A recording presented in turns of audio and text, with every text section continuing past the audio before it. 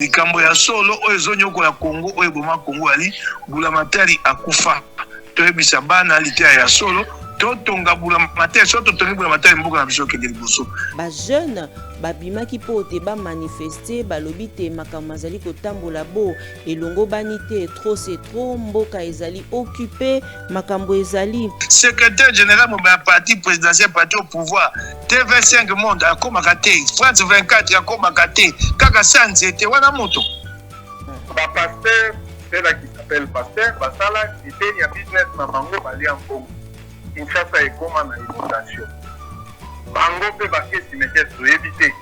Vous savez, il ne faut pas déranger. Dieu ne respecte pas bisika oyo ba chef coutumier basololaka na nzambe na likolo na bakoko na se. makambo oyo ekosama lelo eloko ya sécurité ya makambo tosi tomona ezaka te Félix Tshisekedi na bokonzi na ye bakomi na bokonzi moyibi na moyibi kopomola mboka yolandaka tata wana asaloba makambo eza na nzela yo so mona ye tata wana soko aye kofinga te aye koswanisa bato te oso mona ye aye na mayele abimisa tala bakotonga Congo boso mona ye.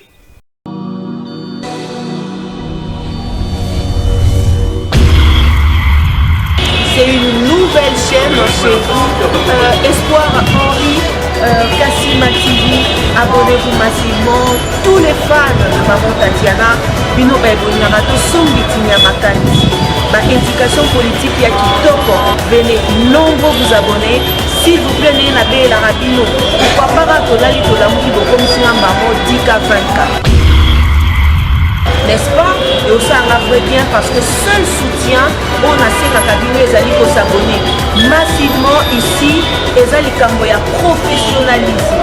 Olingaka musique, olingaka politique, olingaka nyonso awa to banda kolobela ba sujet tout. Iko quel non, n'est-ce pas? Allez, à suivre. Wow.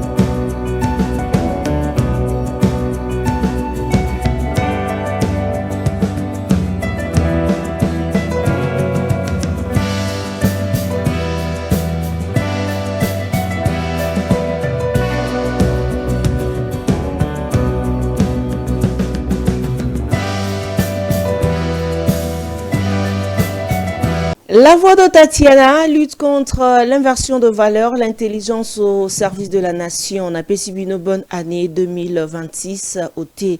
Yamabota Mabino, Naibite Bozali Baike, Oboso Waitando Eke, Natina Te, Tosombi Tinya Makanisi, Pona Mambi, Maimatali Ekolo Yabiso, République démocratique du Congo. Mokolo Yalelo, Topé date, Yalelo 2 janvier, Ezali Mokolo Oyo Tobungisa Moko.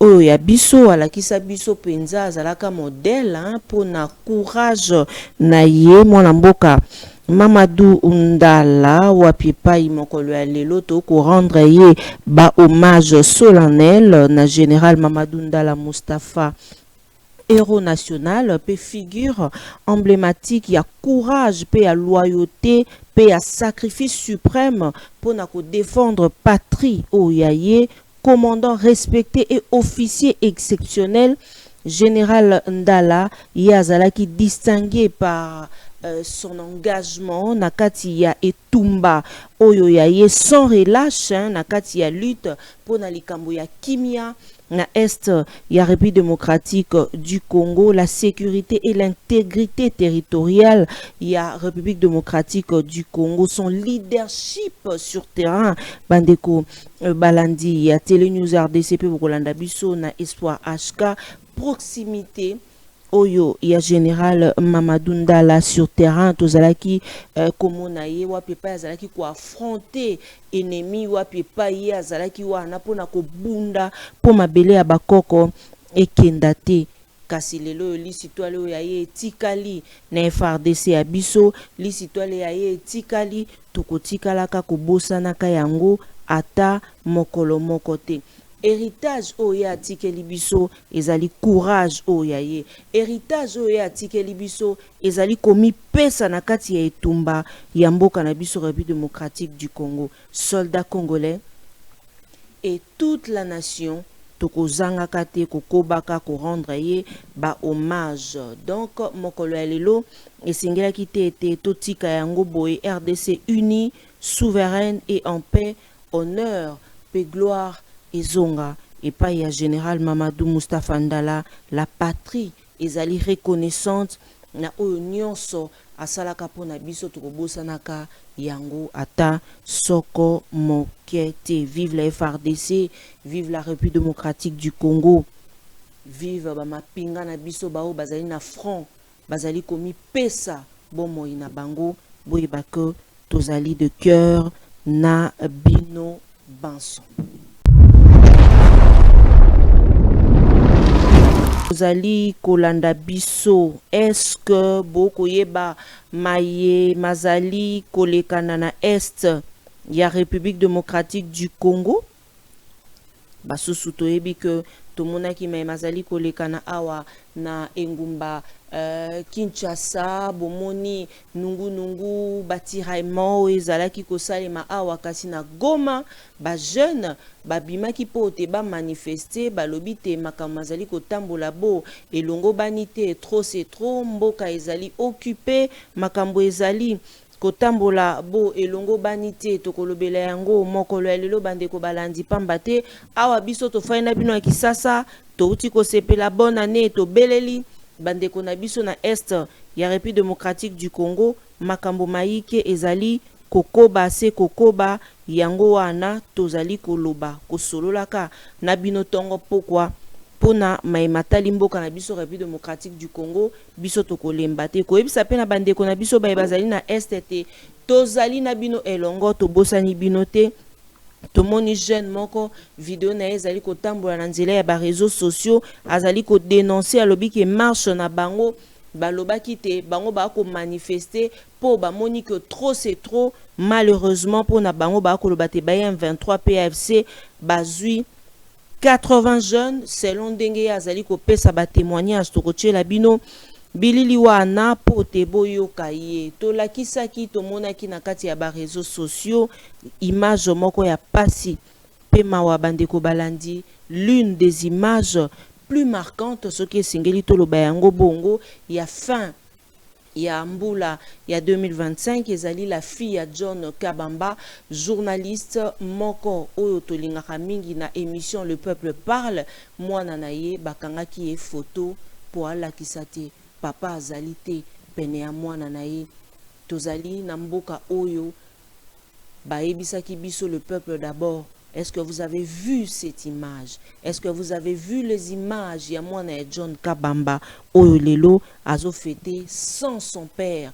Donc c'est-à-dire na combat au biso tozali engagé et bana na biso pe amikie bazali sacrifié na ba présence na biso okoki pe kobima bozongi te lelo nonon kuru bolandaki na duplex na utaki kozwa oyo elekani yepe kokoso ezali pona ye ba famille belé ba kontaka sur biso et le peuple parle c'est une chaîne oh John Kabamba azali na ba réalisateur azali na ba caméraman azape na ba journaliste au pe afutaka malheureusement tisiko tozo ebate wapi pas vraiment John Kabamba azali. Est-ce que John Kabamba azali enlevé? Est-ce que John Kabamba azali wapi ezali koyebana te na publiaki image wana bandeko ebele batuni maman Tatiana, pourquoi vous exposez elongi ya mwana zana no mukie? Mais tolingaki toyebisa bino que bonne année na mwana na biso, bonne année na bana na biso o bazali ko continuer komona ba pasi o biso engagement na kati ya combat kasi esali que bana na ope ba sepela yo ozalité. Je suis de cœur avec sa femme, de cœur avec toute sa famille, toute la famille ya John Kabamba, toute la famille ya bandeko nyonso oyo bazwa bango ba enleva bango bisika o bazali e banité ba fêter pe esika moko te, surtout aussi na parole Kamizelo oyo a maîtriser bato ebele bango bakanisa ki na part na bango que barosa soki pendenge nini, mais malheureusement torozonga torolobela yango torolobela adresse à la nation ya président Martin Fayulu na occasion ya fête ya fin d'année yepe abwaka kimbela tango alobaki yango. Et après mwana mboka Mike Mukebai ayaki kolobela pe mambi maye matali yango. Voilà, partenariat stratégique RDC États-Unis d'Amérique, Toyoka Kimbela ya mwana mboka Patrick Mouyaya. Où avez-vous vu qu'il est écrit 99 ans?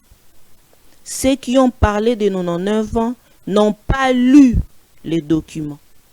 En Saint-Estat, sur 99 ans, cela signifie qu'ils ont un autre schéma, déclare Patrick Mouyaya, ministre Yamambi Mematali Communication, Yamboka Nabiso, République démocratique du Congo, na sortie médiatique na qui vraiment critiqué. Et pas Yabakongo mani basusu pona koluka kolobelaka mambi maye matali yango na yango wana bandeko balandi ya Télé News RDC P Espoir HK TV. Avant que to kota na linga kina laksabino bandeko na biso baye basalaka na hôtel de ville basusu bazali engagé pote basusu pe bazala babenga bon ba journalier ba meseni mingi kokomba bakomba kapote bati ya Kinshasa bopeto na yebsaka bino que chantier bakomba ka yango te, mais malheureusement Derrick Luke ba kopé sa biso extrait botala ndenge ni bandeko na biso batomboki parce que pona bango ba fêter malamu te. Suivez.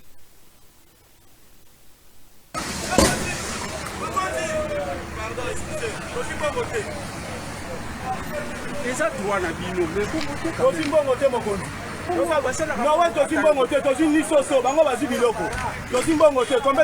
avez réclamé le col banani. Vous avez réclamé le col banani. Mbongote ya nini? Mbongote ya nini? Mbongo ya nini? Vous avez réclamé pas le gouverneur ya nini?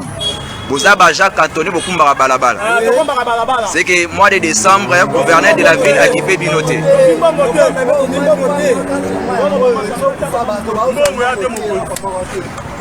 C'est bon. Vous réclamez Mbongo. Mbongo est mon anapi. Vous allez combien de mois sans paiement? 4 mois. 4 mois. Vous venez à l'objet très bien que qui n'est pas bon. Mais après ça, vous avez découvert que qui n'est pas bébé. Avant bon, qui s'est boma. Osons soutenir malobano que qui n'est pas bon. Et puis osons qu'on fout à batoté. Papa. Au juste. Voilà, Sunga Congo, nous sommes en direct sur boulevard du 30 juin. Ezabajan, il y a Kakatonné, Bakombaka boulevard, Ozomona Matisse na balabala. Bazotumba balabala pour réclamer salaire na bango auprès du gouverneur de la ville de Kinshasa, Daniel Bumba. Que population, Bajano Bakumba Wabike, Baoso salaire na bango te. Voilà. Tout le monde en direct, tout commenter, tout partager, tout aimer. Ça sera une bonne chose.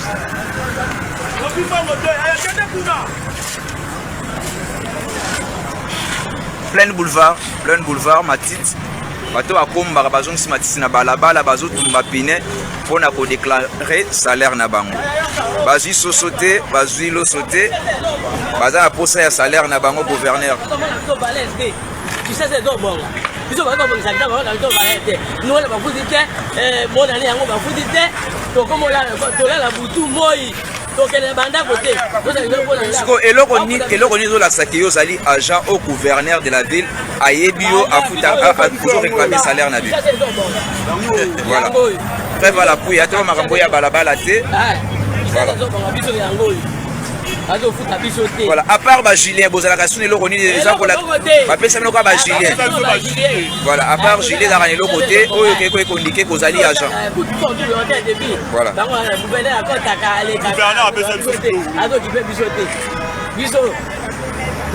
Combien de mois payé par 3 4 mois. Ils ont jamais papa bana to futela bandako. To zabe bana bando tanga. To tangi sabana. To do le sabana. To do futela bandako abato. To da parce que mon salaire a séni c'est pas. Comment on va aller le mongolo nini? Comment on va aller le mongolo? Ah bozo fana bandako.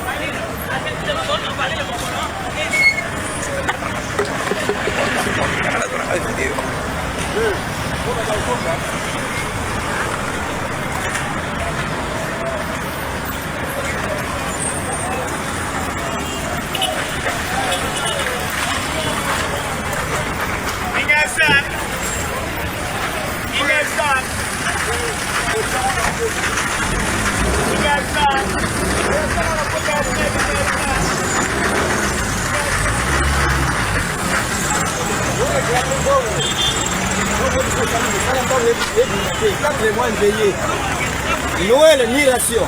Bonne année, même. Aussi, c'est quoi?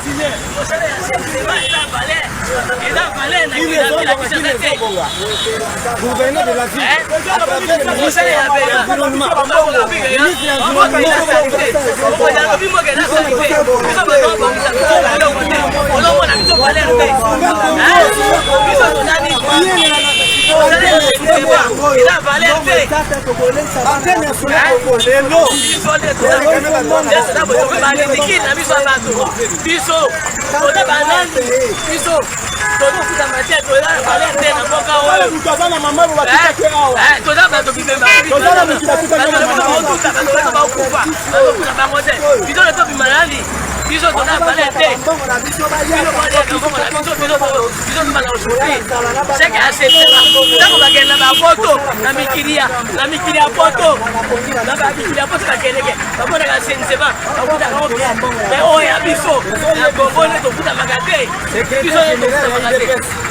il a tchèque dernier Boumbaza encore gouverneur, il ne fait rien.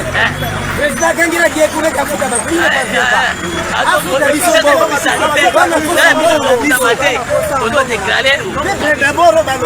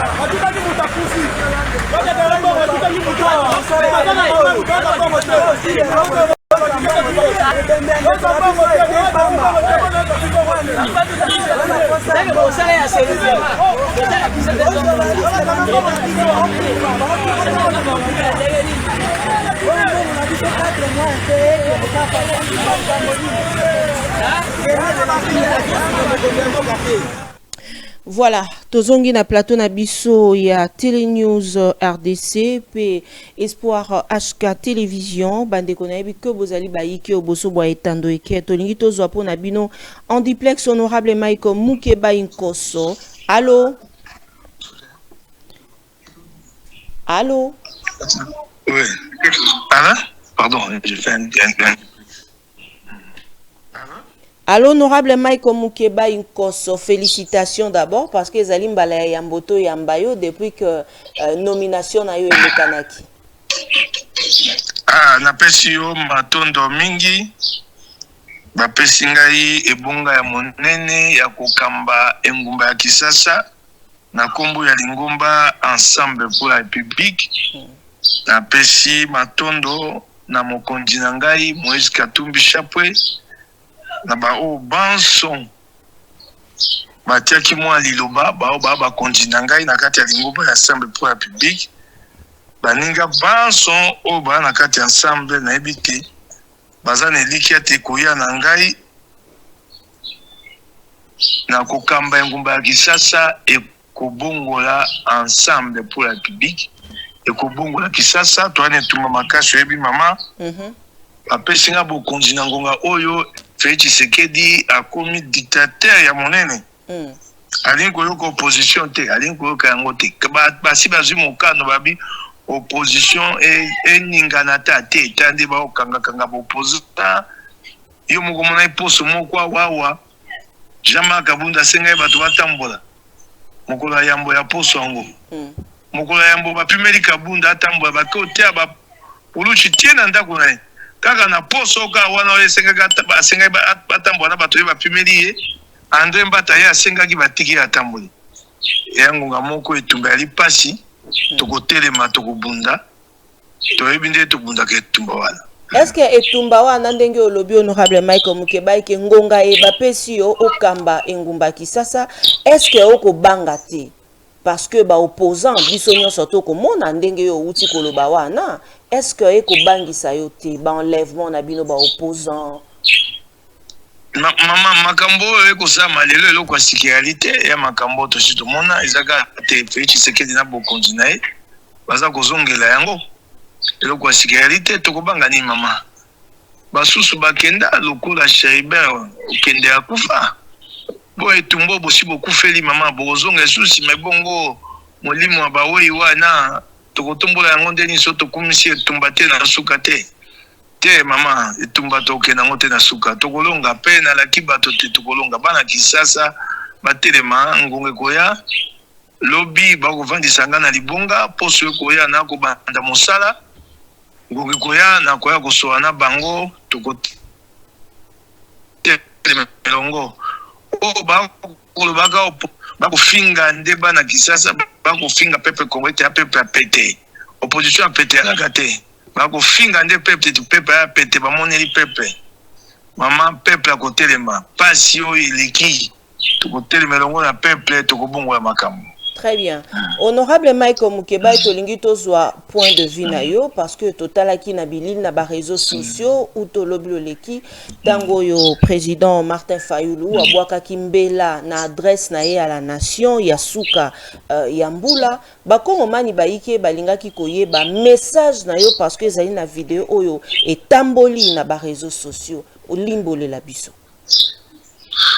Liboso na ya nola wana nengai na bakisa boye yeba te netumbo to nango pasi oyo eza mingi oyo moni te lelo yo Félix Tshisekedi batone bakomoseka babenga opposition apete eyali po te bango babomi elikia ya peuple congolais babomi yango ndenge nini mosala nakoya na malembe mosala tobandi eza mpona kozongisa elikia wana babomi elikia ndenge nini bango basali na opposition bango babetaka tolo mibu tuku misato na mibale 32 ans bakomi na bokonzi moyibi na moyibi kopomola mboka sikoyo bana Kisasa bakongomani bisikance bazwami bakomi koloba bino bokosala opposition bokosula kwa bango te bokendo yiba omoni eloko ekongosala pasi yango wana babomi eliki ya bakongomani netumba ya mbongo wana sikoyo twana na mosala ya kozongisa eliki ya wana yango mwa pasi twana moyibi na bango ebomi eliki ya bakongomani bakongomani bakondima esu te bopozan so batu bokonzi bakobongola mboka eloko bango basali biso ya pasi koleka yango wana tiango tokosala mosala nano te kongomani eliki ezonga na motuna oyo tuni ngai ya likambo ya Martin Fayulu yangi naloba esengeli toyebisaka bakongomani makambo ya solo toteyaka bana makambo ya solo nalandi maloba na ye oyo ya bonana na bakongomani alobi te mboka na biso ezonyokwa maso mboka eza kokufa lelo yali mpona likunya ya bamboka bapaya oyo towana bango bavoisin ya bamboka towana nango zingazinga mpo bango balulaka biloko na biso yango wana epesi biso mpasi yanoli na bi te eloko oyo boma mboka ya tete mpo bapaya balulaka mabanga na biso ya talo balulaka biloko na biso mpo mopaya soko aluli eloko akoki kozwa yango te po azwa yango esengeli alongwe epai na ye aya akota na mboka na biso epai aya kokota koyeba te moto akotelemisa ye te moto akobundisa ye te adu aye akei elingi oloba te eloko oyo boma mboka ya te toboma bula matari oyo tobengela kokotali français faillite de l'état lokwa toboma bula matari yango wana moto nyonso soko alingi aye na ye na Kongo asakani yango na pesa kindakisa na bi to na bitumba bisika misato bitumba minene to na tumba monene na Ituri pour ne pas ADF Bali to na bitumba makasi na Nord Kivu na Sud Kivu et pas AFC M23 yali na mampinga ya Rwanda na simanae ndenge elobami ekomami na batindami ya Nations Unies tolina etumba ya misato ya monene na bandundu ya monene na mobondo bitumba wana mionso misato tolina yango soto bitotala na kati tokokuta mboka mopaye koti kuna na kati tokokuta mboka mopaye koti na bitumba oya Nord Kivu na Sud Kivu Rwanda kote etumba ebongo etumba ya Ituri mboka mopaya eyali wana voisin moko ali wana te ba ADF bali banani ba ADF bali ba Uganda pona nini batikala kosa mobulu na mboka na bango te po mboka na bango ya mpinga ya solo bango ba jwe sika kovana na mboka na bango te lokola awa na Congo bula matali akufa baye kovana na mboka na biso soko kei siko na bandundu tali mobondo yali lokola bato moko bayebi makambo etumba te bana mandoki ya malonga te kasi tala lelo yo mibumine ba hotel me abebula matali ya kukabango te mboka moko ya mopaya voisin moko ali na kati ali makati ana kati te eloko ko pesa mobondo moto makasi bula matali ya kufa na pesi ndakisa na zongi sima tango Kongo zaka monene oyebite Mobutu asombaka ba pepo ya bitumba o ba bengi avion de chasse ako benga ngo Mirage 2000 Mirage wa Mobutu asombi yango na 1974 tant Mobutu a somba Mirage dans 1974 wana Mirage uti ko bima na 1972 mampinga na biso ya phase forces armées zéroises bazalaki na Mirage 2000 lolenge moko na mampinga ya Israël ta mboka makasi kwa Israël toaki na bango na ba peuple ya bitumba ndemo nous avions les mêmes avions de chasse o ezalaka la technologie la plus avancée de l'époque wana wa mboka solo bato ko banga tala lelo yo so kela mampinga na biso pepo ni abitumba to na ngo Sukhoi 24 et ali yakala esieleka tala te longi ya Sukhoi wana omona te longi ya beba pepo akala ba pepo abitumba siko avion de chasse siko et akaba songe boye comme le quoi papala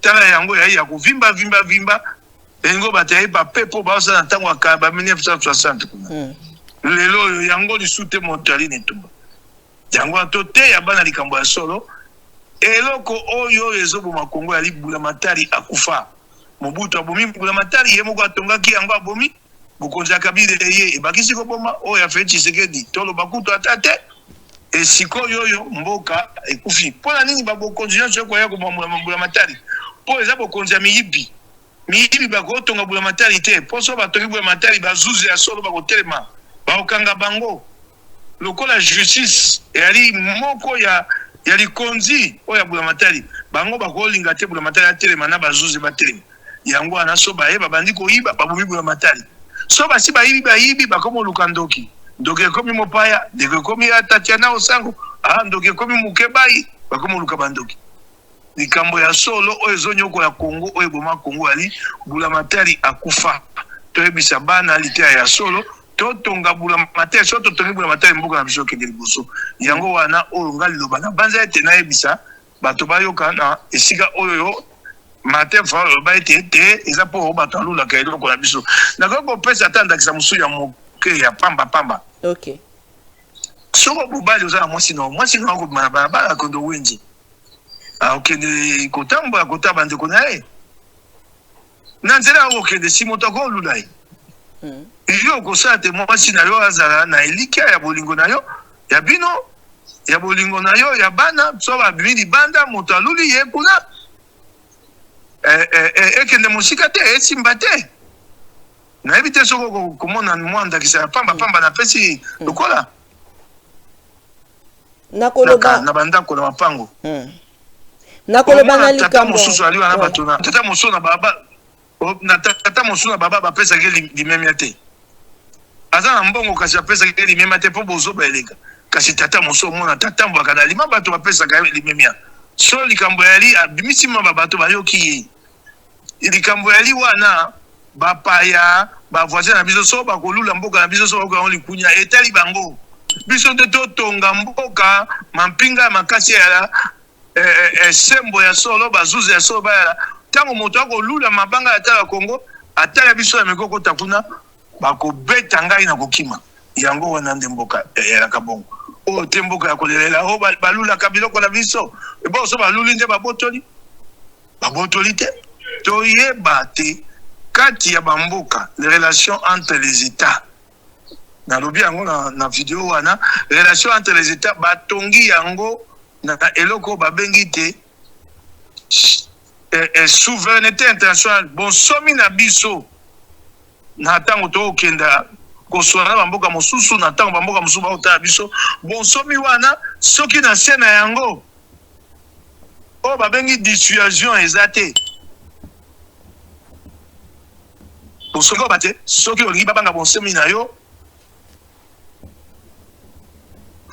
ngolakisa nguya na yo po moto na mosika ye moko po ameka kopusa pembe na yo azobanga yo tobandi soko Rwanda azalaki na mondelo na Afrique du Sud akoki komeka kokatisa akoyeba te so akati bakobambola ete akatisa po ayeba te toboma mboka tali ya bie bango kuna baapolele tekalaki nango otambola kuna totonga mboka na ndenge ya solo totika moyibi mboka okende na liboso.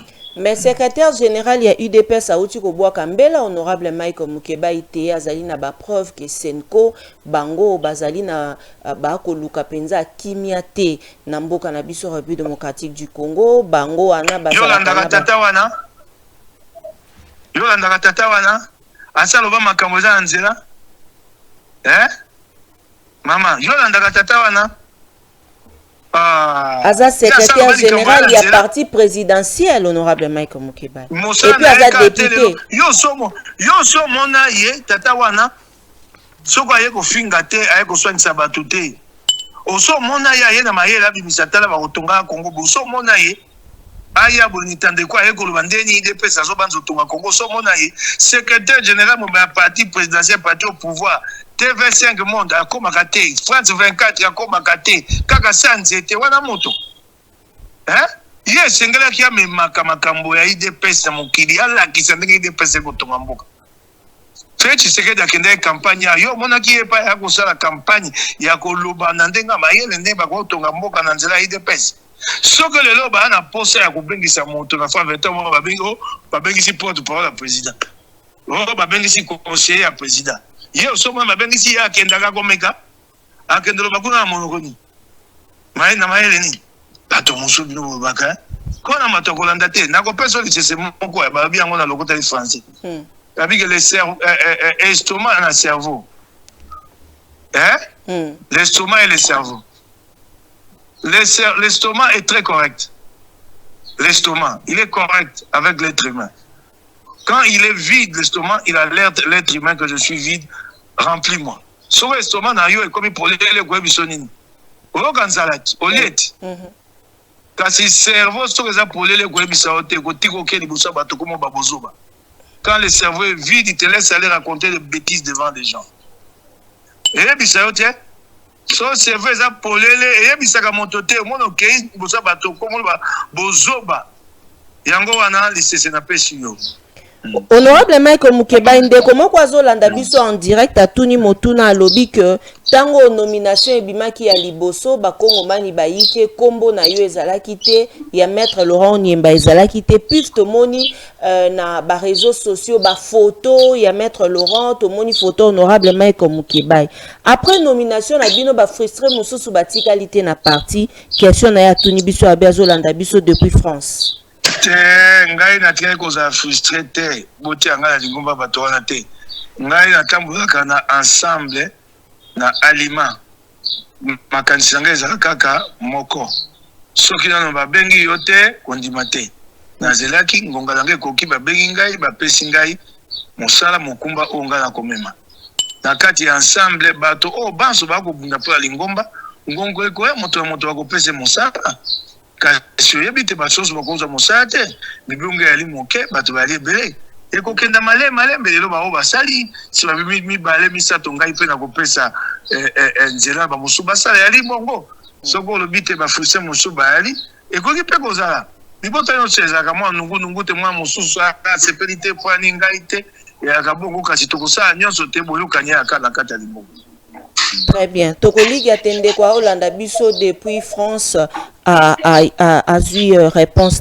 Honorable Mike Mukeba Okolobani ni pour na marche et Salemi na Goma ba jeune ba ko manifester pour na ndenge mabele zali occupé.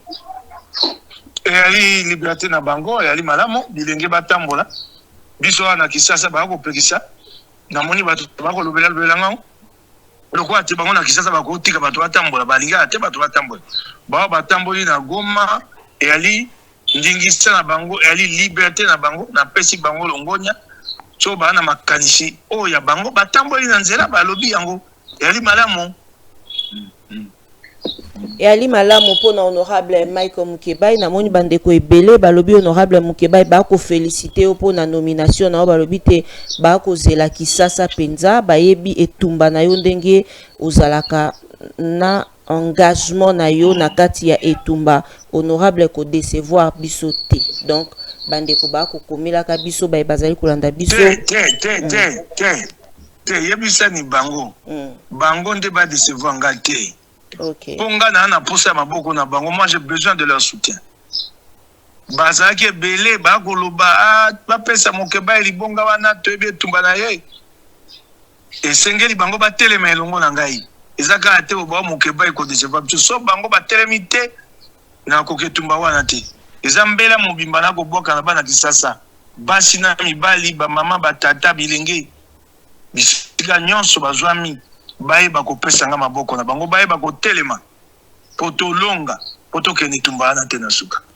Honorable Michael Mukebai réaction na yo ezali nini pa ancien député Daniel Safou Otomoni elelo alobi ke ya zaina bai M23 te kasi ya zaina sauvons la République sauvons la RDC mais akoka moi de fois to ko retrouver na bandeko ya M23 pona yo omoni yango ndenge ni. Ya poni nzela na ye moto na nzela na ye oyo akokende moto makanisi na moni ta poni nzela na ye pa yake akende na nzela na ye ngana okoloba te ya poni nzela na ye honorable Michael Mukebai parce que bamsusu ba koloba te santé lokola te zali malamu te poto ko mwana bilili wana ngana yebi te mama bien bato ko mwana bilili ngana po na kosa mosala ya politique na te pona taka bato so moto akondi to moto ya monene on a gobeta lisolo. Honorable Michael Mukebai point de vue na yo alors par rapport ya déclaration ya général Ekenge pona batuti et ali likambo moko ya somo et ali likambo moko ya somo moni mokile ningani ye ali porte parole ya me molobeli ya mampinga. Omoni bokonzo yo yango motozo miluka ya makambo bango moko propagande leki ministre nyonso propagande présidence propagande taliban propagande armée propagande. Est-ce que Paul parole ya armée esengemi aya kosala interview na etandeke porte parole armée akoya lobi minute mi pale misato esili Paul parole armée aya koba AFCM 23 bakosi babimi na ovira te toali na bilembo to bali escabo abu opiakei siko boko komisa porte parole armée propagandiste aya osala interview 45 minutes ye wana siko abimisi biloko siko ko pese tout.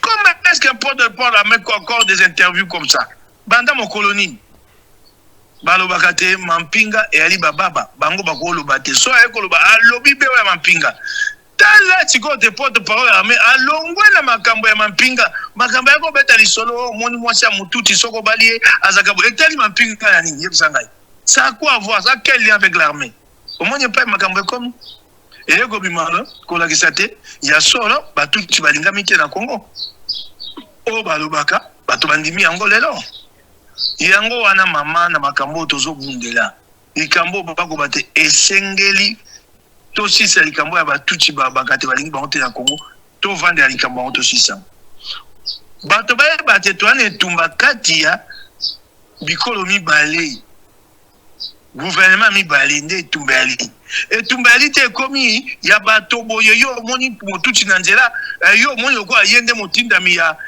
Kagame obetobo donc c'est pas un conflit entre le peuple c'est ngeko bisa bato toti amai na monoko te to ebisa ba kongomani ba eba yango totelema likambo wana yali mabe bato batiaka yango tembe lelo so ozwi motuti tokeno na tiango tiki ye tozongi bakotumba ye asali nini mabe nini bakobo bango te bao baza na kati ya etumba baosa mabe basali mabe na kombo na bango moko bakoti batutu nyonso na kati te esengeli kotika makambo wana tango tokoswano awawa mama oyebi te bakongomani baliboni na Kigali 100,000 200,000 koleka mba mosusu po baza na misala kuna basaka kuna oyebi te lelo oyo babeti bale ndembo ya maboko babasketer na biso ebele bakenda na bango kuna po kuna bafuta makamalamu kolekawa soki mabe eyali mabe yali kati ya mboka mibale ya bagouvernement yali makambo ya bapeple tete ekoma kokanela moto bato makambo ya msu ya gouvernement bongo ye palingaka ne yango te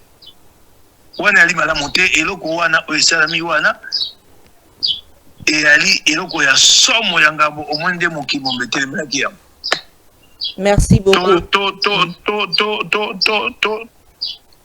Tola pandai te eloko ya bongo ezonga isute basala yango su. Tola pandai ezonga lisusu te basala yango lisusu te. Honorable Mike Mukeba iloko la opposant tolingi tozwa pe point de vue na sur la vidéo oyo ya Parole Kamizelo biso nyonso tomonaki yango na réseaux sociaux. Nazo ka motema pasi mingi nazo metu nazo Félix Tshisekedi o tozo monezaka o toyebaki Félix Tshisekedi na bokonzi na ye bakongomani bakonyokwa masomo demokrasia ekufi boni bokokanga moto bo tinde pa bazuza samba te bozoluka bo sambisa ye vidéo wana ezali traitement dégradant et ali traitement dégradant boko lobisa moto na makasi aloba po bo sambisa ye pe Félix Tshisekedi azomona ngo ezosala pasi ya motema te bakomona ngo te komi nango eloko ndenge makambo likaka nango kaka normal wana komo nango traitement dégradant et inadmissible mibeko ya mboka epekisi yango te na charte des Nations Unies bapekisi yango traitement dégradant eyali mawa mama pasi na motema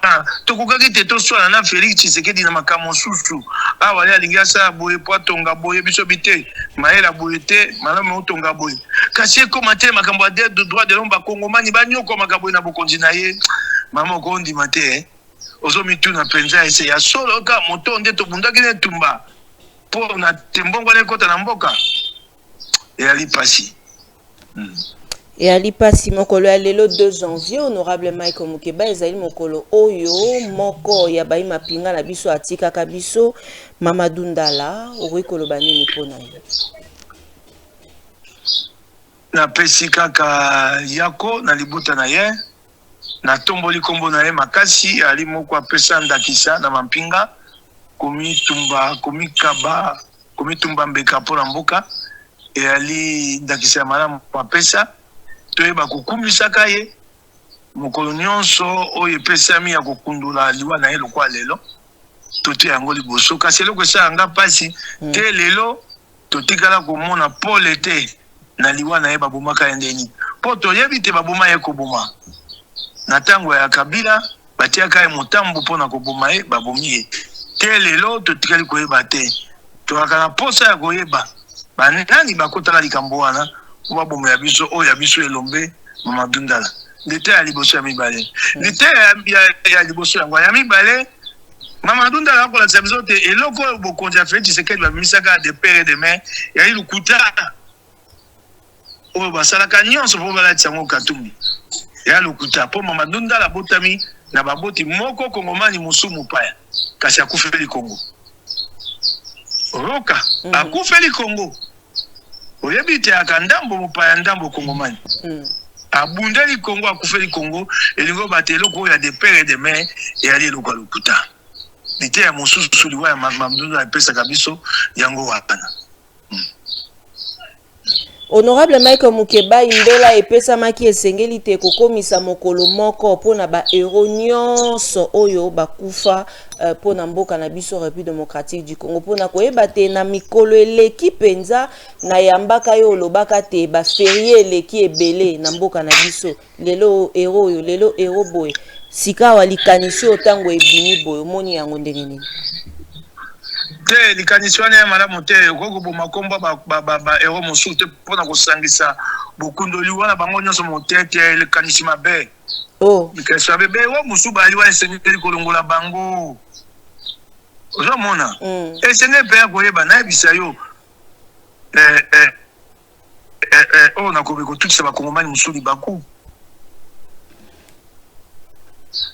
après kozala ero national tomituna motuna oyebi te na bokonzi ya Laurent Désiré Kabila baboma bato na personne ndakisa nani oyo Masasu Nindaga baboma ye na bokonzi ya musée Laurent Désiré Kabila te balobi basali coup d'état so moto asali coup d'état akolengela coup d'état so bakangi basambisaka ete ya Masasu Nindaga ensem batikala kosambisa esika toyebi te balongole na Kisasa bamemi na Lubumbashi basi baboma ye kala toyebaka te toya koyoka kaka boye ntango Musa akufi rapporteur spécial ya droit de l'homme na Congo ya Nations Unies azalaki kombo na ye Roberto Garreton aye na Kisasa tuni mwenze Kongolo moto aka na banza ministre ya intérieur to ya justice boye Garreton atuni ye wapi nani Masasu Nindaga wana ngai te kende kotuna mokonzi ya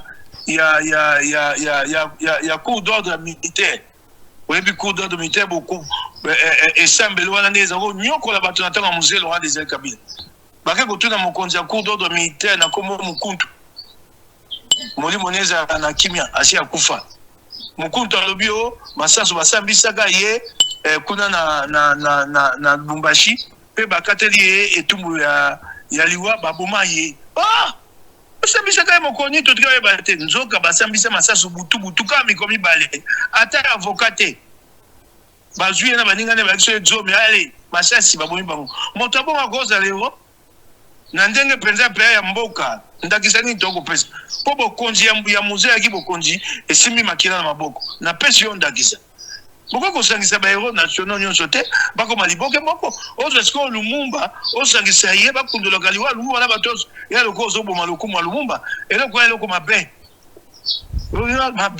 batika yango Lumumba bakundola ye mokolo oyo ya ye moko akotika Lumumba oyoki ngai donc mpo na yo musée Laurent Désiré Kabila aza héros te napesi yo ndakisa te bokonzi na ye ayaki na makila na bokonzi na ye ezalaki na makila na maboko te napesi yo ndakisa te bo moto bokonzi ya makila na maboko bakotia héros national nde abomi moto na nzela ya mibeko te basambisi ye te bakei butu babomi ye oyebi likambo ya Masasu Nindaga bato bayebi yango te Anselme Masasu oyo ayaka na AFDL moko ya bakambi ya AFDL so bokonzi na yo eza na makila maboko bakotia héros te ata moke te eza awa nde moto nyonso ekomi kaka kamata bamba héros moto nyonso kamata bamba héros te mama ekozala na bokonzi ekoyaka oyo tokokende na moto moko batia héros tomituna yango esengelemi azala to azala te oyo esengelemi azala te balongoli ye na lokola ya musée napesi ndakisa nalakisi yo te bokonzi na ye aya na makila na maboko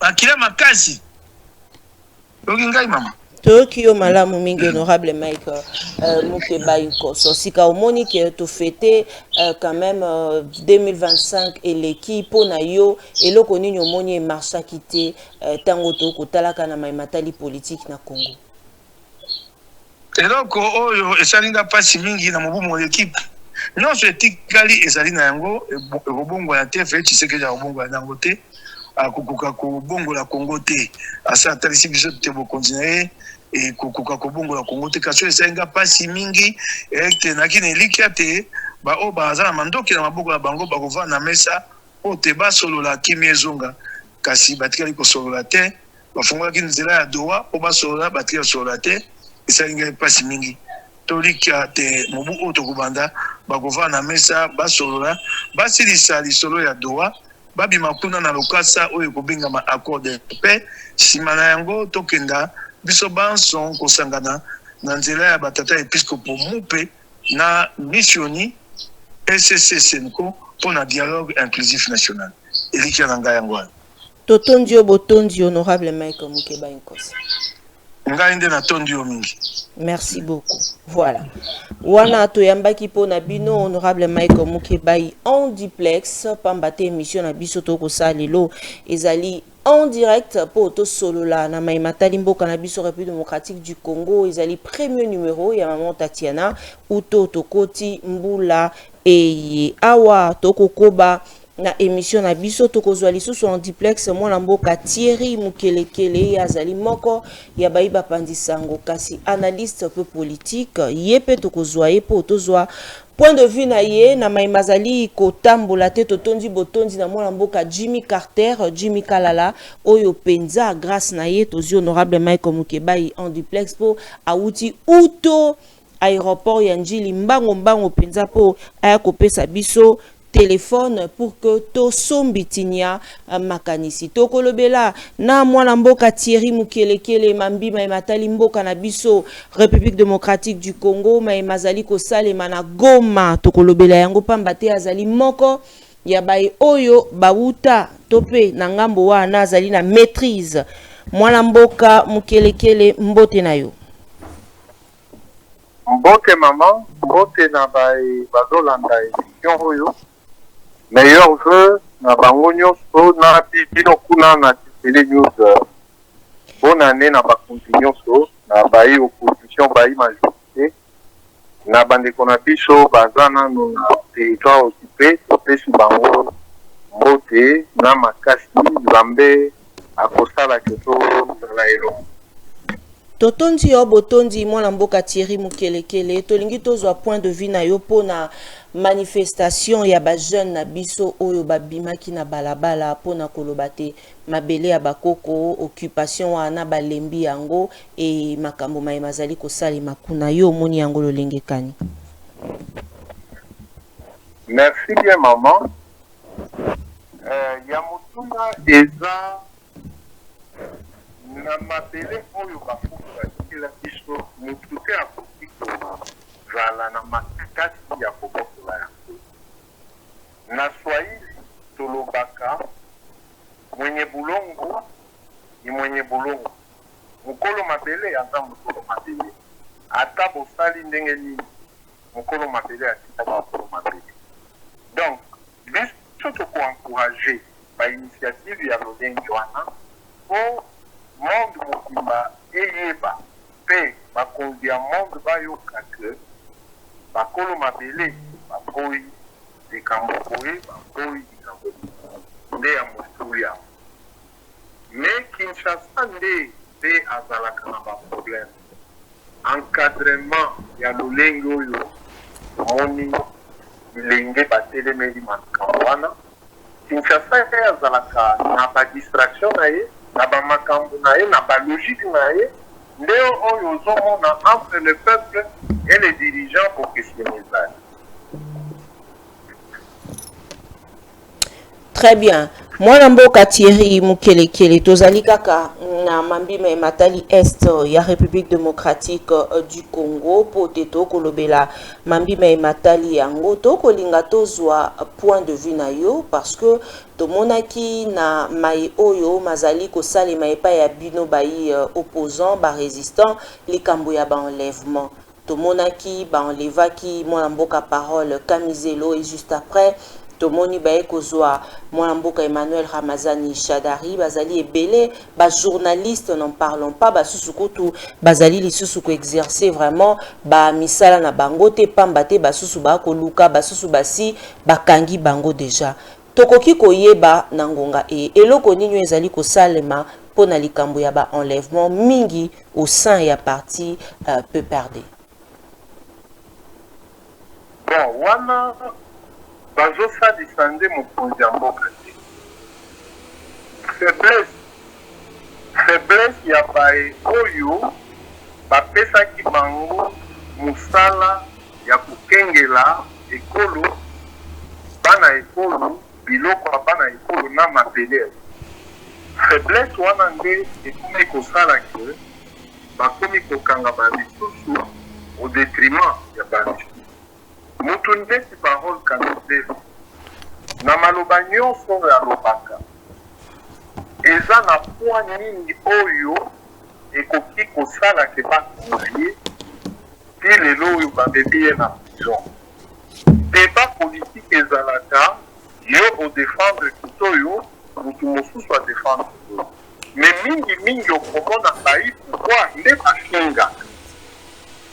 Alors, ngai nalekaka na baplateau na bino, j'ai toujours conseillé à mes jeunes frères, Charlie, Nonon Kourou, Jean-Pierre Kaembe-Tatou, il faut éviter baplateau oyo et ça la kake olino batubaya bapesa raisonnement na discussion pour débat ezala malamu. Baplateau oyo batubaya kofinga bakonzinga na lingaka baplateau ya Boulevard. Vous verrez que et comme il fait n'a pas pensé ça na moni non cours a publié pour passer ça quelqu'un qui a ya kolobaki azo njeba makambo na biso koyebaki yango bien avant soki bolandi ba émission nini motu ya ba machine na bino ya télé il doit avoir des émissions où je prévenais déjà makambo ya bashadai, je prévenais makambo ya ba IPPD na ba opposition na ba journaliste. Mais des fois, peut-être que quand on rentre dans la analyse, les gens ne captent pas bien. Bah, ils peuvent perdre. S'ils reviennent dans mes émissions, nous sommes dans la question, j'annonçais la bureau pendant. Mais les gens ne me captent pas bien. On a ça pour ça, ils sont blocés, et puis ça, pour ça, ils sont opposés à blocés. Ces gens-là opposent l'opposé à Mboka dans la population. Bazo opposer mon Mboka dans l'opposition. Ce sont les services qui ne font pas. Nous sommes Oyo, mon Mboka Zozela. Parce que ailleurs, tout le monde a un groupe, Natango Mobutu, Tango Moussé, Natango Kabila. Il y a certains opposants qu'on n'arrêtait pas, mais qu'on arrivait à amadouer pour à changer. Ce qui a changé quand c'est, mais a changé le lingue nae à Maloba, ya Koloba Mabe di Koloya. Moussala oyo mokonzi ya mboka azosala, to kotika kaka kolobila Mabe. Ce sont les travail des services, notamment Conseil national de la sécurité. Conseil national de la sécurité est pour qui Conseil national de la sécurité est la sécurité à Mokonzi ya mboka. Ce qui est monique, opposant Foulani à Matisi, Baï, Union sacrée, Bazo Koukaete. On cherche les voies et moyens. Toyebi Bavier Bomanda, un professeur qui Koufa année passée, je viens de perdre le nom, Azana qui est vice-ministre. Nayebi opposant est fêlé, les vieux mots qui sont là-bas. Les vieux mots qui ont proposé dans le ya PPD, dans la Union sacrée. Ata soki aye na ba plateau alobi makambo alobakante na butu soki oke banda lo kuta je moki na batu ya PPD batu ya majorité présidentielle ya Kalawana. Mais pouvoir et anelo, on ne voit pas les opposants avec batu ya Union sacrée. Ceux qui vont moni bango boye donc eza corruption eza corruption. Non. Même en Europe, tout le monde a Marine Le Pen, Moko Bazanaba, Sarkozy, Bazanaba, Macron, on a Makamboya, France. Mais chez nous, et comment une inimitié, donc, Bokabouani, et comment la Modido Mokoya, Yamakati. Le secrétaire permanent, il y a PPRD. C'est un ancien ministre de l'Intérieur. Donc, à comment il y a un chef de corps. À qui comprendre le chef de corps. Botala, ministre Moutamba. Les lois bazangi d'ici à Kouchakaye, il y a à la prison. Quand il était ministre, Ngai, quand la télévision a dit, n'a pas que conseiller ministre Moutamba. Ministre Moutamba, politique et Kendakalo, l'Engwanate. Mbangu ele kamakolote. Cherchez les émissions à télé. Comment dit c'est wana Mbangu ele kamakolote. Baya Mbangu baleka. J'avais dit na télé. Où est-ce que nous en sommes? Mais lui qui n'a pas construit, n'a pas prison bisika oyo bakoki kokanga ministre batie na prison lelo oyo toyebi te azofanda wapi. Normalement un condamné ne peut pas être dans résidence surveillée. Non, un condamné doit purger la peine dans un lieu de détention ou prison ou centre de rééducation. Maintenant, un ministre de la Justice, on ne sait pas déplacer. C'est quoi? Un ancien ministre de l'Intérieur. Mais ceux qui dossier n'a pas lingi pour fixer en haut, on continue quand même une assignation à résidence surveillée ou bien pas comme dans ma carte. Voyez à quel degré on peut réduire un ancien ministre de l'Intérieur, ridiculisé à l'Olengewana. Kosote Bamir Boinaboui, chez un ancien ministre de l'Intérieur, alors que l'actuel, il fallait abengaye que Bazana Posanayo, à 8h, 9h, va servir ses heures pour Zoyo pour qu'il ne répondre parce qu'il y a un dossier. Mais on le surprend, Bassalignon, Sodeng et Bassali. Ce n'est pas bien. La roue tourne comme on. Donc, Koza Biloko Poyu, Atawana Mbashi Nazali. Il y a un jeune journaliste, caméraman, qui n'est même pas journaliste d'ailleurs. C'est un caméraman qui fait des reportages. Donc, c'est un reporter caméraman. À Limoué, je crois que c'est le 5e jour. Stéphane Chicho. Nous soupçonnons à Sala reportage Moko na Komésie. Ici, on a critiqué sévèrement le pouvoir de Komésie. Après le reportage, Wana a dit, moi, si je suis à Zodila, Ana Bazo Papa, à Limoué, jusqu'aujourd'hui. On demande dans la 2e région militaire à Zate. Totuni na Anerville à Zate. Pour éviter ceux qui ont ça, est-ce que c'est normal?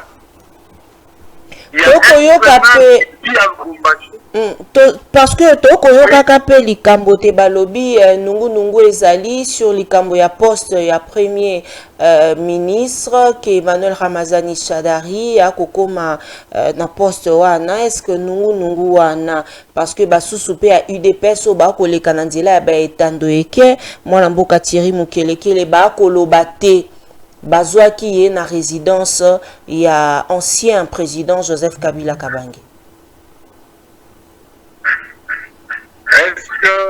Est-ce que c'est normal? Résidence et ancien président, Bakendata, Batuya, des gens non nécessairement identifiés, Bakotapuna, Bapié, tout le monde a sous-vêtement et ancien président de la République de la région. C'est que le Chadari a pour ça la nuit. Et puis, dans la logique, Chadari Aza, oncle, il y a moi, il y a Joseph Kabila. Donc Chadari Aza, papa, beaucoup de Joseph Kabila. Est-ce que Bokilo a beaucoup de et pas il y a moi, Nanaye, Nolengoana? C'est faux. C'est faux. Un oncle ne peut pas aller chez sa belle-fille comme ça. Maman Olive Aza, belle-fille, il y a Chadari. Parce que maman Sifa, Aza, sœur, il y a Chadari. Donc Chadari, Aza, beau-père, il y a Olive Lémy. Donc Chadari ne peut pas aller chez sa belle-fille. Et ça le coûte. Nous pensons qu'il faut tout ça, ça m'oppose en peu ça. Et que failli opposition, failli majorité, ceux qui basent dans ma solo et à pouvoir tâter, si on a ma chaîne et ma télévision, on a connu ça, où ils ont même on a dit sur la division, le linguana. Toyebi liste mon président, Baïnde Omar, Banini Kambere, Nini vice-président Minaku, petit frère Papimbaou, Bassel Kiben, malgré Bakomi Kolobate, Bajimi Kitenge, malgré Aouta prison, Toyebi.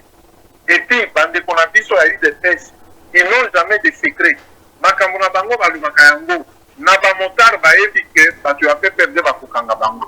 Ça c'est dit, ceux qui ont mati la moto, au bandi Kakake, au Yoka qui m'a solo et à Chadari, Nafulani Bakukanga, bakombo nyonso ya bapepede eza na bamontage. Alors comment est-ce que nous irons vers un dialogue pendant que koza bato oyo bazotia eloko ya mabe na mitu ya bato? Au lieu de protéger mokonzi ya mboka, bango bazosala lolenge wana. Ce n'est pas bon. Il faut aider le chef de l'État dans le sens où le chef de l'État, il faut asangisa bakongomani nyonso. Qu'on le veuille ou non, nous finirons toujours par une table. Bao baza bakangaki bakobima. Ah, bandeko ebele bazalaki kokomela biso ba message balobi maman Tatiana tunela biso mai mazali kosalema na Goma mususu alobi te ville morte ezali kuna te basusu balobi il y a une vidéo awa un jeune azali kobwaka mbela mwana mboka Thierry Mukelekele soko kopesa biso ngonga tozonga na réalisation d'Eric Lukeba la biso un jeune oyo abwaki mbela ya mai mazali kosalema na Goma après tokozonga pour to continuer na mwana mboka Thierry Mukelekele. Suivez. À Goma, nous alertons la communauté nationale qu'internationale. L'M23 vient d'arrêter au moins 70 à 80 jeunes. Ces jeunes sont soupçonnés d'être en contact avec les personnes qu'ils qualifient que ce sont les organisateurs de la manifestation. Avoir le numéro de quelqu'un qui est en train de communiquer sur les manifestations ne fait pas de lui complice de ces derniers. S'il vous plaît, libérez les innocents. À partir de 18h, nous venons d'enregistrer au moins 70 à 80 jeunes qui sont déjà aux arrêts. Plusieurs personnes continuent d'être arrêtées. Le simple fait parce que tu parles avec celui-ci, on t'a vite qui a commenté comme ça, on t'arrête. M23, vous allez arrêter plusieurs innocents. Libérez les gens, s'il vous plaît. Vous venez d'arrêter les jeunes innocents qui n'ont rien à voir avec la manifestation de demain. Donc vous allez aussi aller arrêter mon grand-père parce qu'il a mon numéro. Donc vous allez aussi aller arrêter mes voisins parce qu'ils ont mon numéro. S'il vous plaît, libérez les innocents. À Goma, nous alertons la communauté nationale qu'internationale. L'M23 vient d'arrêter au moins 70 à 80 jeunes. Ces jeunes sont soupçonnés d'être en contact avec les personnes qu'ils qualifient que ce sont les organisateurs de la manifestation. Avoir le numéro de quelqu'un qui est en train de communiquer sur les manifestations ne fait pas de lui complice de ces derniers. S'il vous plaît, libérez les innocents. À partir de 18h, nous venons d'enregistrer au moins 70 à 80 jeunes qui sont déjà aux arrêts. Plusieurs personnes continuent d'être arrêtées. Le simple fait parce que tu parles avec celui-ci, on t'a vite qui a commenté comme ça, on t'arrête. M23, vous allez arrêter plusieurs innocents. Libérez les gens, s'il vous plaît. Vous venez d'arrêter les jeunes innocents qui n'ont rien à voir avec la manifestation. Tozongi na plateau na biso ya Télé News RDC mwana mboka Thierry Mukelekele tolingi tozwa point de vue na yo sur maye mazali koleka na Goma ba jeune ba manifester parce que balobi te makambo ezali kotambola bo elongo banite kasi kosolola na yo toyoki olobi te bo sololani na utaki pe kozo honorable Mike Mukebai awa kaka na likambo ya bo sololani mais bo sololani yango ekosale matango nini pamba te bandeko na biso na est ya République démocratique du Congo bakoko bakokufa.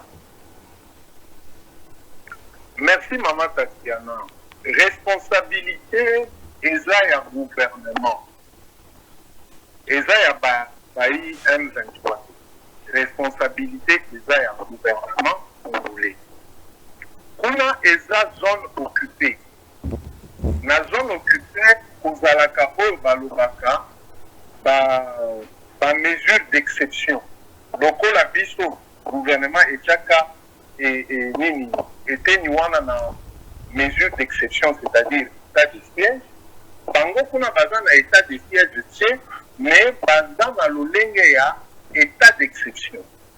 C'est-à-dire que toutes les libertés sont compromises et que c'est une appui sur le pouvoir na gouvernement où les libertés constitutionnelles exigent au gouvernement atika biso na liberté.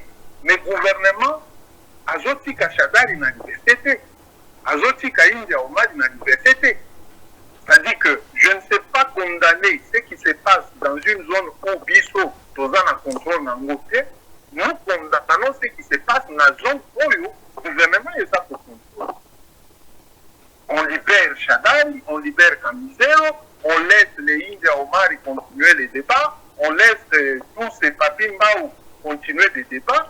Baï Union Sacrée, Baluka Bati, Oyo Baza, à mesure, il y a beaucoup d'Indiens Omari dans la plateau, il y a télévision. Parce que, Koluke la Batouana, il y a fait perdre Ndambo. C'est devenu plus grave que Oyo, moi, on va lui avoir Kolobana, dans Makambo ya Goma. Ça, c'est une zone militarisée et un pouvoir jusque-là illégitime et illégal. Donc, Oyo les Kapuna, nous ne savons même pas condamner parce que et le Cognon, ce zone de Kapuna, c'est dans une zone de condamnant Mabéwana. Donc, les cas isolés comme ça, la communauté internationale va faire quoi? C'est le pouvoir de Kinshasa où il faut attirer Manso, soit par la voie de dialogue, soit par la voie de la force militaire à récupérer Biteniwana pour que les populations passent à Kimia. Donc on ne sait pas justifier Moutouana isolément à lobby 70 personnes. Mais ici, nous, dans les pouvoirs constitutionnels, nous voyons. Au moins, il m'a Tatiana Bokessi.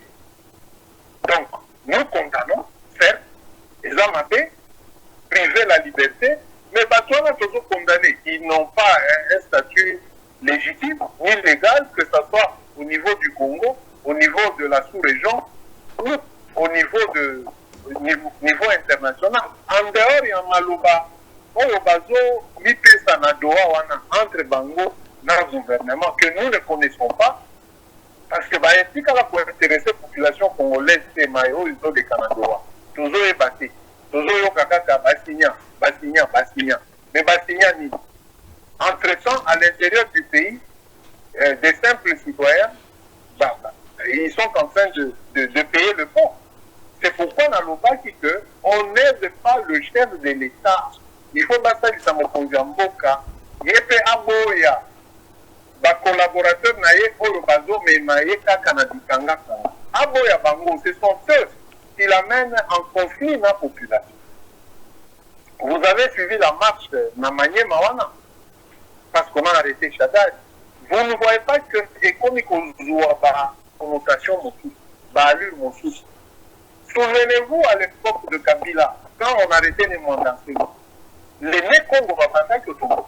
Et il y avait des négociations pour les mandats. Mais ailleurs ici, Kabila, il est en exil. Moïse Katumbi en exil. Jean Numbi en exil. Pasteur Ngoï Daniel Morunda, introuvable, ça fait une année. Ceux qui n'approuvent pas. Bapesa et Dembena étaient pour famille Naé Kunda.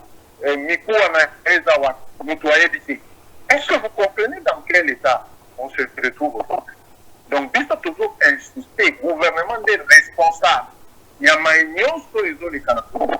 Que ce soit dans les espaces occupés ou dans l'espace que le gouvernement gère, c'est le gouvernement qui est responsable. Parce que dans le hymne national, Moko, Nadisika Oyo, Léopard et Bestan de Mbo Gagnant, Nakakuna, Bayemba de Bukongo.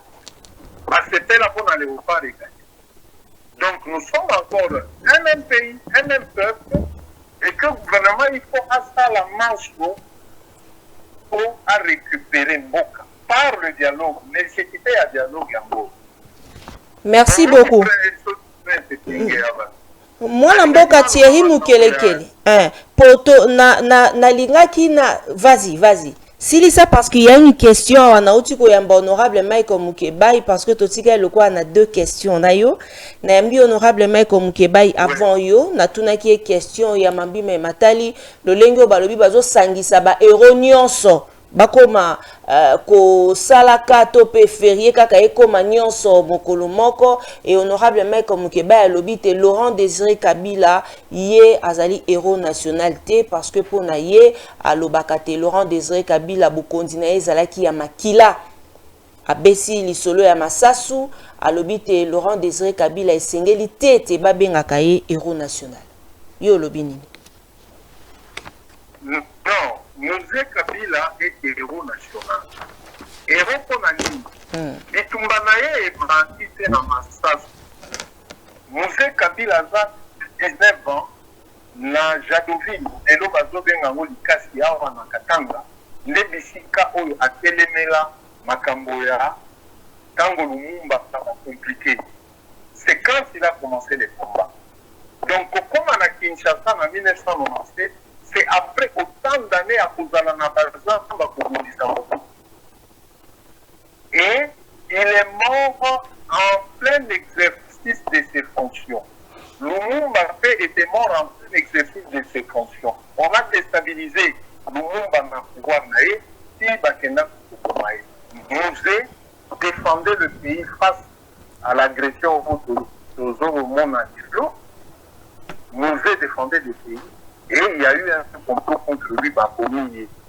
C'est un acte héroïque. Un héros, c'est celui qui a posé un acte héroïque. Ma vidéo est allée. Mosé Azol Lobé, la Maison Blanche, directement. Et m'a donné la piste au Kouate.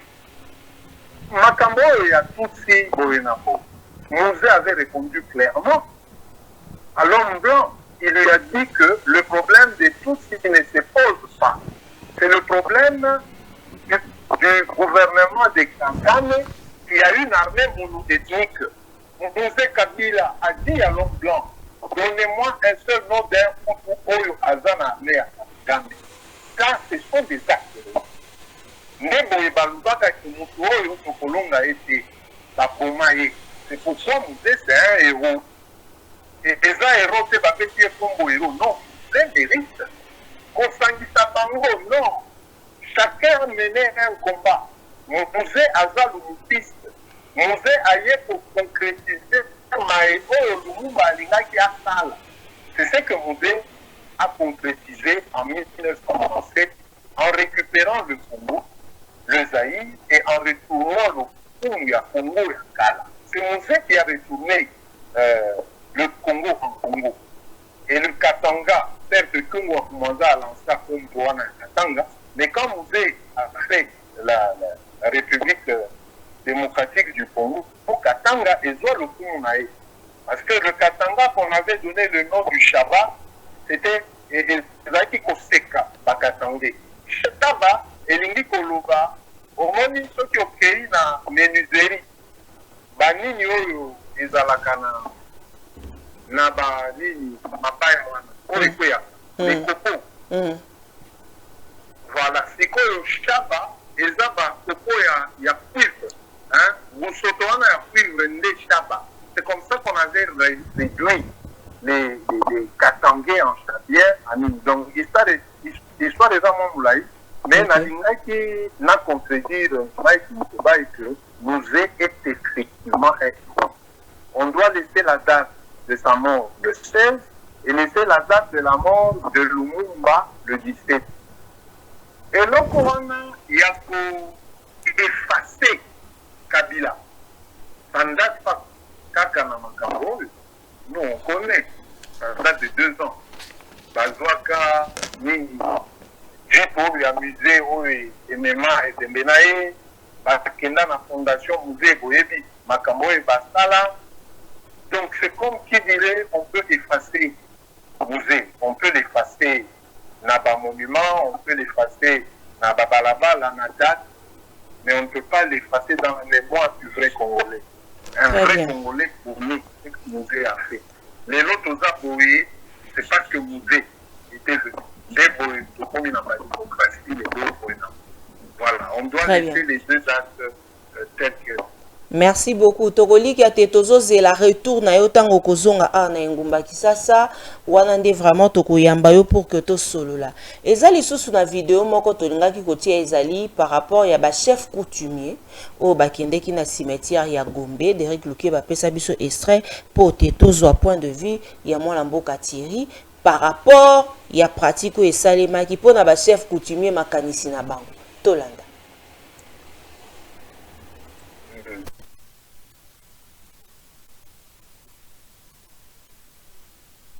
de la RDC se sont réunis dans la nuit du dimanche 21 décembre au cimetière de la Gombe à Kinshasa pour une veillée. Et parlant autre chose, des chefs coutumiers de toutes les provinces de la RDC se sont réunis dans la nuit du dimanche 21 décembre au cimetière de la Gombe à Kinshasa pour une veillée spirituelle en soutien aux forces armées de la RDC et en appel bien sûr à la protection divine face à la crise sécuritaire qui prévaut dans la partie est du pays. Guillaume et Roublin étaient présents. Répondant à l'appel du chef coutumier de Vunda Mukilango et le groupement des Kimouinza Matalimayo, Blanchard et Pepoluzolo, des chefs coutumiers venus de 26 provinces du pays, se sont réunis dans la nuit du dimanche 21 décembre au cimetière de la Gombe à Kinshasa pour une veillée spirituelle consacrée à la situation sécuritaire préoccupante dans l'est du pays. Dès minuit à 2 heures du matin, ces autorités traditionnelles ont procédé à une cérémonie rituelle marquée par des prières et des invocations des ancêtres, implorant leur intervention spirituelle face à la guerre qui frappe la RDC, attribuée à l'agression rwandaise et à l'exploitation illicite de ressources minières nationales.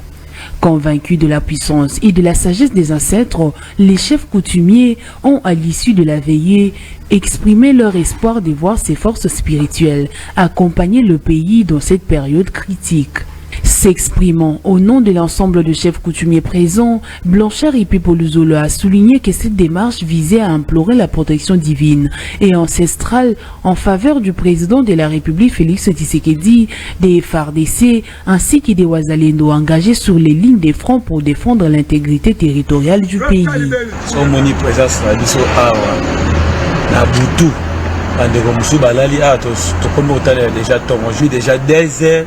Oya tongo eza pona sacrifice ya mboka eza pona kobundela mboka tango basoda biso este ba FARDC bazobundela mboka ba Wazalendo bazobundela mboka tozomona président ya biso Félix Antoine Tshisekedi Tshilombo bazobundela mboka tozomona ba ministre ya biso ya affaires étrangères madame Kaikwamba bazobundela mboka en tout cas biso pe ba chef coutumier tobito ozonga sima te tomona ki campagne ya ba pasteur basaki ba campagne na bango.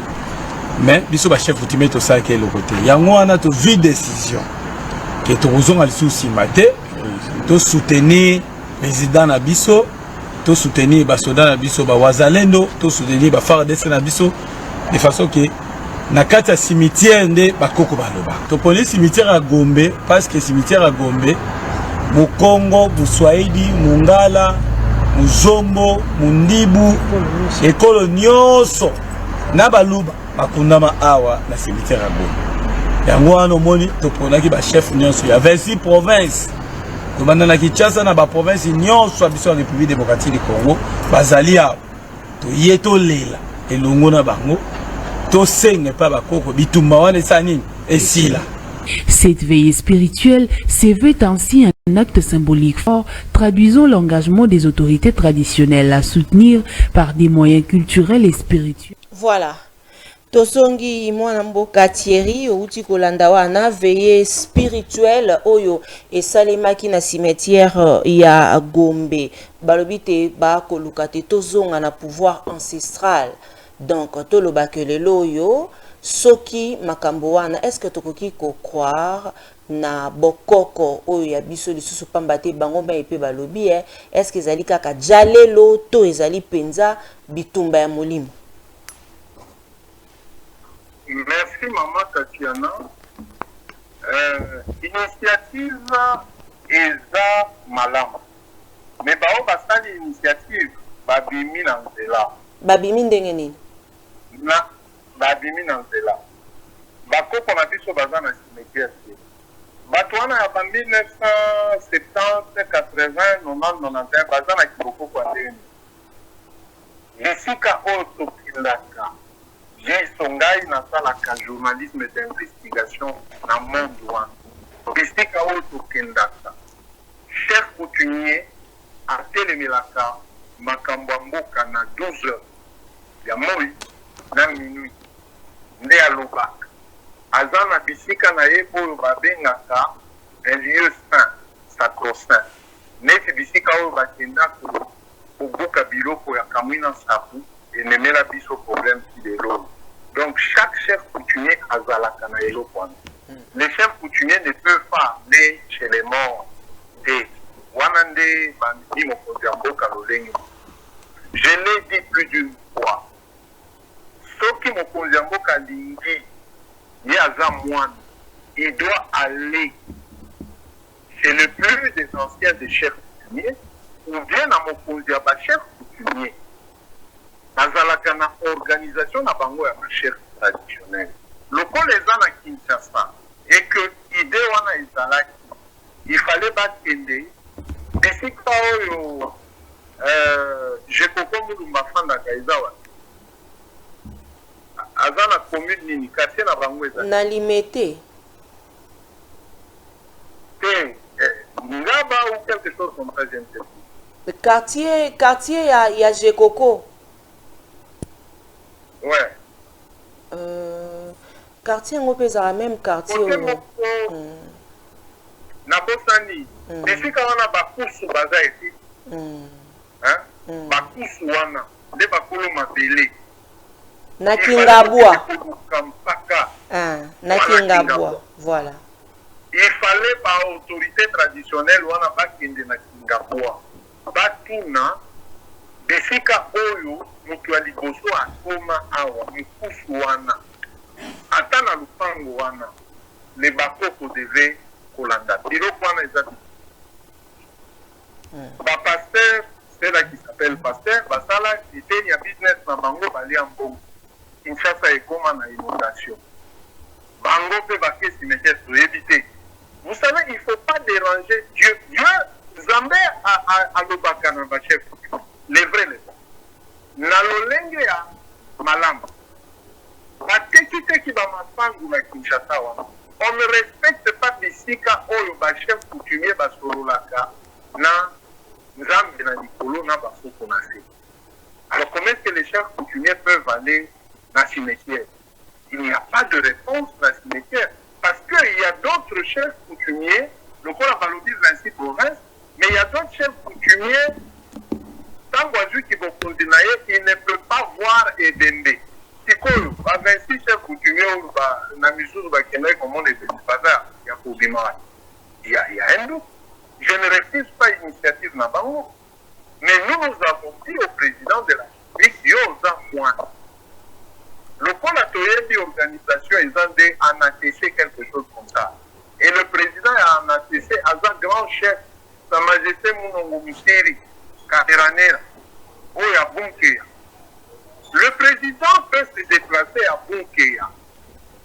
Moussiri Wana a convoqué le chef Nyos. Et que ce soit les chefs, les magiciens, les sorciers, il y a un village na biso Nyos. Bakokenda ceux qui n'ont pas avion, ceux qui pas kokumbwa na banini banzete ya kokomba nango to éviter. Mais le président peut déplacer tout ce monde-là avec des avions na Punke. Président Fandi wana ba PCL là. Neki bokosi. Makambona kokende cimetière, chef de l'État et mon voisin et commandant suprême et puis bakomi kobenga maman Kaikwamba boena boena. Ça ce sont les esprits des morts bazotine de la base. Moi, je pense que nous, plus on pouvait aller même chez Némondantemi, le patriarche Némondantemi. Ici, quand on a pas fait pour qui nous, quand on était à Kinshasa, même si on n'est pas les Congo, tant qu'on est Némondantemi, on va plus au Banda qui est Maloba Némondantemi. C'est-à-dire qu'il y a des lieux sacro-saints, mais qui n'est pas à Némondantemi où on pouvait faire ce genre de cérémonie. Et puis les Némondantemi, j'ai vu à Siazoui, Mokitaninae, on pouvait prendre Mokitaniwana ou Némondantemi. Ce sont ces gens-là qui sont en contact avec les esprits pour Bakambaka Kinshasa, na fleuve Congo. Ce sont ces gens-là qui peuvent Koloba. Fait, Bakoti n'a pas pouvoir y aller à Congo pour Makambo ya Est et si là. C'est possible. C'est possible. Parce que Bishop Osani là, n'a histoire ya Gédéon et Boénaboé, toyebi lolenge nini to négocier na ba esprit au bazo benga kibawa lolo pour kimia ekota. Pe Katanga ekota kimia. C'est aujourd'hui qu'on a vu le chef de l'État, Katanga et Lingué Pelama. Donc il y a possibilité. Makambo Basali, au lieu de les faire au cimetière, peuvent reprendre, ce n'est pas trop tard. Parce que la cimetière est aussi de l'autre côté. Et comme ça, la paix est de l'autre côté, dans le bateau, bateau, et comme ça, de l'autre côté. Ça, je vous dis ouvertement. Merci beaucoup. Nazo contredire bango aussi, mais la moins expérience au biso to yeki na bamboko to tamboli. Non, non. On peut aller même au Kassai, soit chez le chef KBA, à Kananga, il y a un autre chef. Donc on doit choisir un lieu où on déplace le président de la République, commandant suprême, chef d'état-major général, Bakei, Sa Majesté, on a pas Tendi, Basali, et ça qui nous occupe. Merci beaucoup. Même dans d'autres pays. Mbela na yo po toka bwana. Voilà. Tozana matanga munene awa au Katanga. Le vice-gouverneur intérimaire Kasembe Choula a aussi coopère de maman Nabiso, belle-sœur Nabiso, moi Tinae. Donc on a un deuil au niveau de la province. Tosengi Nabao Katangé. Merci. Tosengi Nabao Katangé. C'est un deuil officiel. Il faut pas se pas. L'épouse du vice-gouverneur, gouverneur intérimaire, c'est le premier degré. Il y a Akoufeli. Donc le deuil est officiel. Il faudrait protocole et organiser deuil au niveau du bâtiment du 30 juin. Ao Katangé Balela, maman Akoufi.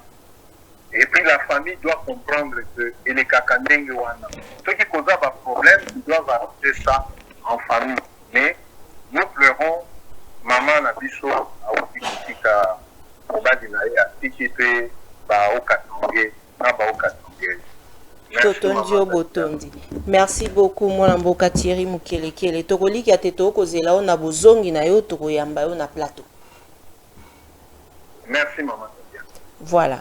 Wana totaki koyamba pona bino journaliste Thierry Mukelekele azali pe analyste politique mingi to sepela kite to sombiti nya makanisi pona maimata limboka ya azali journaliste investigation et sengaki koyamba ye po te to solola ya yambo tozwaki honorable Michael Mukebai sur l'actualité maimazongi biso na politique ya Engumba Kinshasa. Retrouvez maman Tatiana Mokolo ya lobby na ba etando ya biso. Abonnez-vous massivement. Merci na maman Emiline Zemba, tous pepele ambeto maman Likelemba. Bonne année 2026 à mon papa, le révérend docteur André Bokundoa, président national à SCC. Bonne année na Roger Mangwanda. Bonne année na Bandeko Nyonso Jean Médard Wing. Bon retour à Kinshasa. Bonne année na Ya Anika Mwanya Yaya Omba, maman na Keren. Bonne année à Cécile Osangou, la confiance du chef Serge Katembo. Bonne année na Oso Sangou, les patrons. Bonne année à toutes les familles, hein. Bino Baibolanda Katatiana, beau s'abonner massivement, pe beau partager ba émission na biso. Soki nzambe azongite na kokuta na bino na mikolo mizali koya. Merci na Derek Lukeba, merci na Opi Mafuiku na réalisation ya Espoir HK Télévision.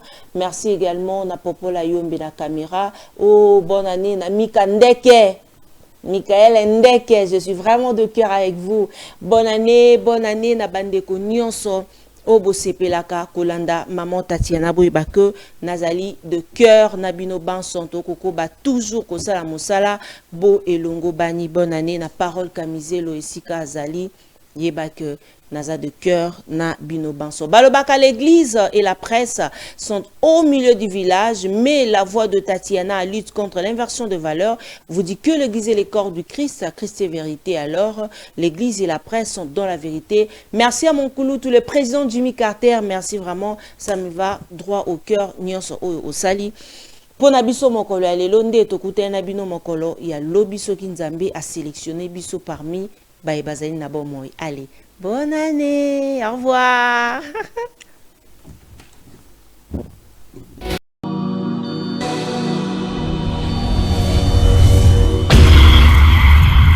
C'est une nouvelle chaîne chez vous, Espoir Henri, Kassima TV. Abonnez-vous massivement, tous les fans de Maman Tatiana, Bino Baibounia, Sombiti Nyamakani. Éducation politique ya kitoko, venez nombreux vous abonner s'il vous plaît. Na be la rabino pourquoi pas tolali tolamuki bokomi singa mamo 10K 20K. n'est-ce pas? Et aussi un vrai bien parce que seul soutien, on a ces cabinets et les s'abonner massivement ici, et les cambo ya professionnalisme. Olingaka musique, olingaka politique, olingaka nyonso awa, tokobanda kolobela ba sujet tout. Iko quel n'est-ce pas? Allez, à suivre.